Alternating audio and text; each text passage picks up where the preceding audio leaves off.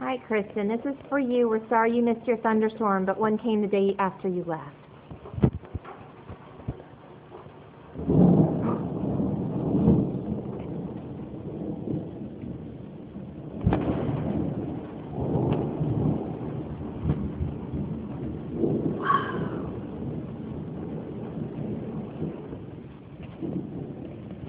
I don't know how to tell how dark it is, but it's actually really dark outside.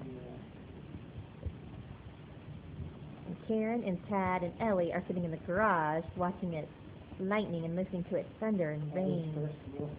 Yeah. Really? Say hi, Aunt Kristen. Love you. And I see she still feels the same towards you as she did when you were here. All